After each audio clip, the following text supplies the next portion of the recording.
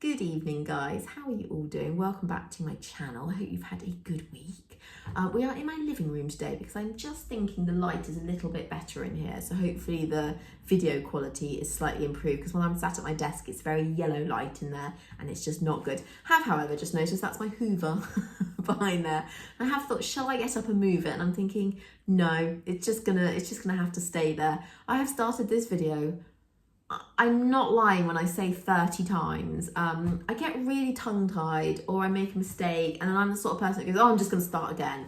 And I just do it over and over and over again. And so I end up just doing this filming all evening, even if it ends up just being like a 6-minute video. It takes hours and hours.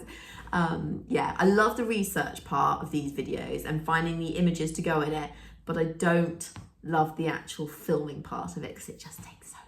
I need to get better at it. I need to get better at just kind of going with the flow and not worrying when I make mistakes and get tongue-tied and all that, because otherwise I'm going to be here till midnight. I want to say a massive thank you for everyone that's been commenting and liking and subscribing to the channel. The last 2 videos especially have done really well, and it's just wonderful to read all your comments, you guys remembering memories of those riders, because obviously more recently we've done Pat Smythe and then Marion and Stroller before that, and everyone, you know, having such amazing memories of that time. So it's been lovely. And I must say, if you ever think I've made a mistake, which is always possible when researching these videos, do let me know in the comments. I know someone recently messaged or commented to say that I had got Richmond Royal Horse Show in the wrong location, which is quite a big deal, which is not good. So do tell me. I won't take offence to you telling me, and then that way it's in the comments and everyone else can read it. Because obviously we need to be factually correct when I'm doing these videos, and you know, just occasionally I've made a mistake or I've read something incorrectly or something like that. Anyway, I'm trying a bit harder to go further back in these videos. I tend to stick around the Victorian period because, one, I really enjoy the Victorians as a topic, and because it's kind of modern history really, it's well documented and there's lots of images, so it's easy to do a video on the horses in the Victorian period. And I've also recently been doing sort of 1940s and 50s and 60s, so again, it's pretty recent, it's well documented, I can find lots of photos and pictures and stuff to go into these vlogs. But it would be nice to go a bit further back and learn a little bit more. And today's video is on 2 of the oldest stable yards in England. And they sort of ish go back to medieval times. I'll explain why the ish bit. So we're going to start with somewhere that I am so desperate to go to, and that is Dunster Castle, Minehead, Somerset.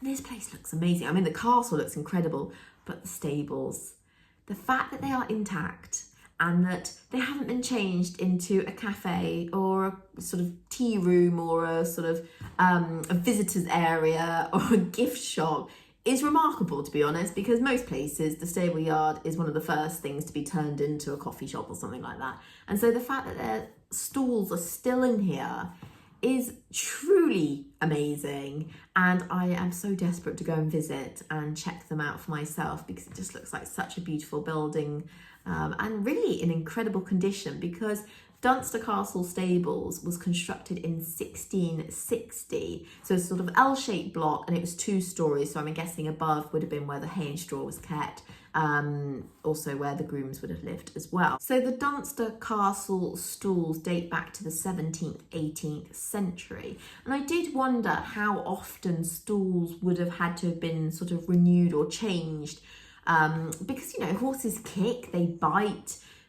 Did the stalls get damaged very easily? Would stalls have to be replaced quite regularly? I don't really know. Obviously back then stalls were very common, nowadays not so common. In fact, I don't really know, does anyone still use stalls in this country? Let me know. Back in 2009, they actually took a sample of the oak beam in the stables and sort of tested it, and they aged it to the 17th century, which kind of made sense of when the stables were constructed. Now, I know what you're thinking. You're thinking, well, this is still making them not medieval. And for anyone who doesn't know sort of when medieval times were, because I didn't have a clue, it's sort of 1066 to sort of 1450, 1455 from what I gather online. And so yes, these stables aren't quite fitting in the medieval time period. But it is thought that the stables that are at Dunster now were probably rebuilt.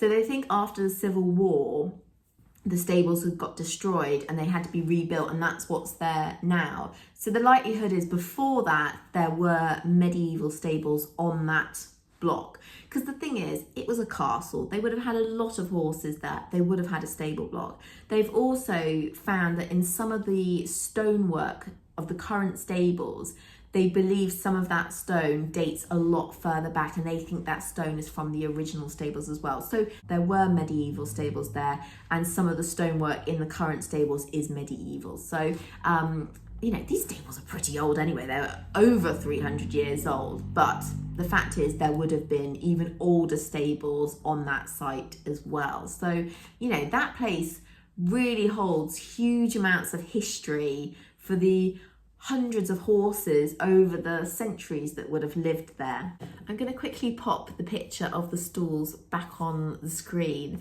just so we can take another look at them. I've got them to the left of me, so if you keep seeing me look over to the left, that's why. We'll start with the ones that look a little more solid, the dividers. I always thought the dividers would swing a little bit or look a little more, I guess, loose in their fitting, whereas these look very substantial. I mean, they don't look like they're going to budge, do they, if a horse leans on them or anything like that, but they are beautifully made. The craftsmanship in them is stunning, and I love the sort of stands at the end of the stalls. They just look so sort of regal, and you know, I like the fact that the mangers aren't too high, and I'm assuming, we can't see in them, but I'm assuming there would have been like a bowl for where they would have had their hay, and then there would have been a bowl for water and things like that. I mean, the gap isn't massive. I mean, horses back then weren't huge, not like we have them nowadays.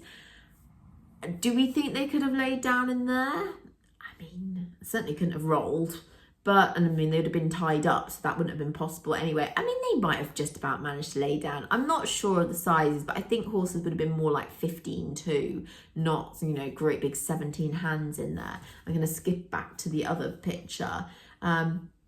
It's also quite interesting that they were already thinking about the flooring the horses were stood on. There's drainage in place, so they wanted to get rid of the wet. So, you know, they did think about how they were caring about these horses. Yes, in an ideal world, we'd always have horses in stalls, and you'd have had them back out in fields even then, but it wouldn't have been practical, would it? You know, they didn't have cars. So if you needed to get somewhere at the drop of a hat, you needed to have a horse ready, and you couldn't have your groom running out into the fields to go and grab your horse and then trying to get all the mud off, and it just wouldn't have worked, would it? So sadly, the reality is horses would have just been in the stalls waiting to go and be used. But the fact is that these stalls are still stood there today, and that is just such a treat. And one day I'm definitely going to go and see them. So I wanted to just quickly talk a little bit more about Dunster Castle. It is set high on a tor and has been in place from shortly after 1066, which is incredible, isn't it? That's a long, long time. However, it has, of course, changed drastically over the hundreds of years. It originally started off as a timber castle, and has been redesigned and added to over the years.